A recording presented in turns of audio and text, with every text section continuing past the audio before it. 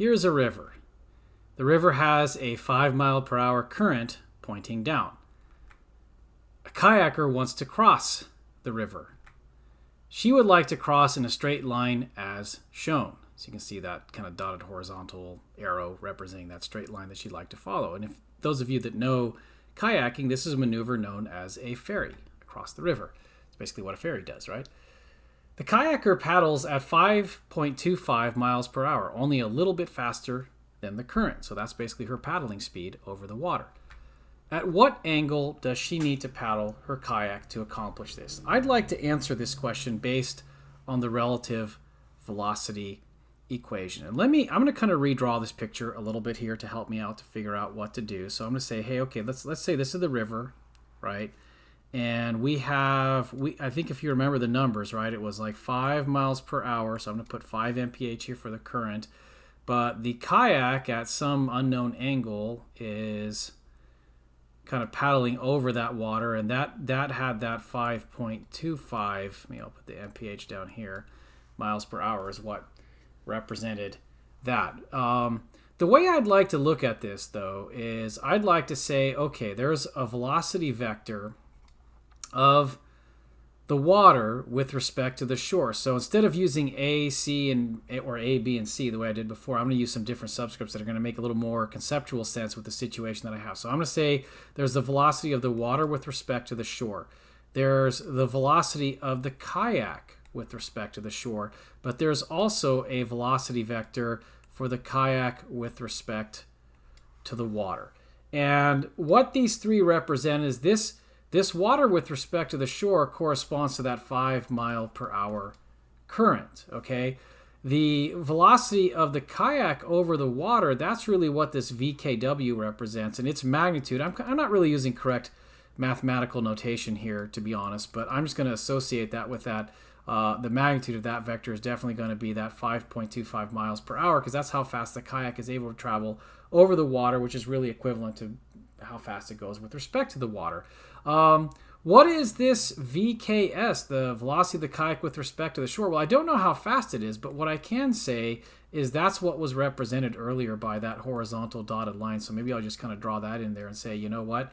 That represents the horizontal travel of the kayak. And in that sense, if I were to kind of draw like a picture of this, I could maybe use these three vectors, but to help me figure that out. So one of the things that about this relative motion equation that's kind of a trick is it's almost like it's analogous to, like, if I said, hey, let me think how to say this here. Yeah, if I took the fraction A divided by C is equal to A over B multiplied by B over C. We all know that that's a correct statement, right? And we know that you could cross-cancel the B's. Well, it's not like we're really cross-canceling subscripts here, but you can kind of think about it in a similar way, is that it's like, well, the first subscript here and the last one corresponds to the first one here, last one there, and the inside ones kind of cancel each other out. So maybe if I look at this subscripting kind of scheme that I have here, could I figure out an equation that would make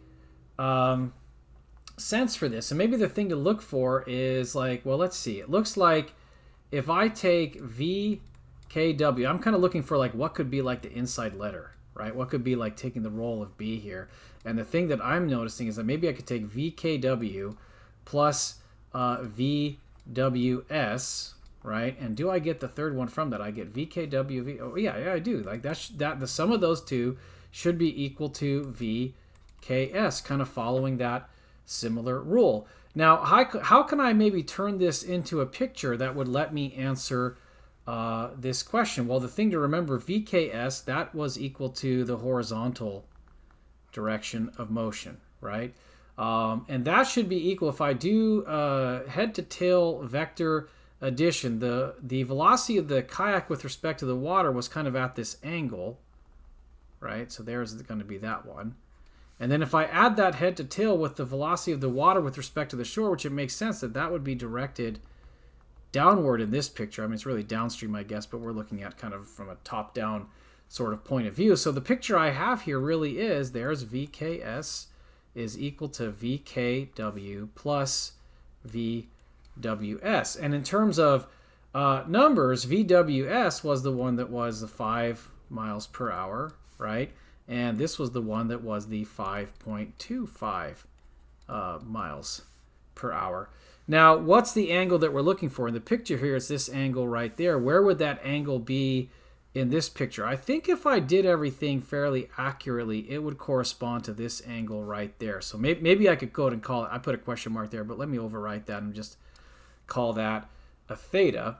And recognize that I have the hypotenuse of this as a triangle, and I've got the opposite side. So I think the sine of that defined theta should be equal to the ratio of the 5 miles per hour to the hypotenuse of the 5.25 miles per hour. So that implies that that theta should just be equal to sine inverse.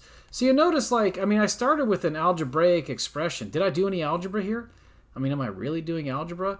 I think I'm just doing right triangle trigonometry kind of analysis, right? I'm just using SOHCAHTOA, knowledge of the trig functions applied to a right triangle. But what did I use to draw the right triangle?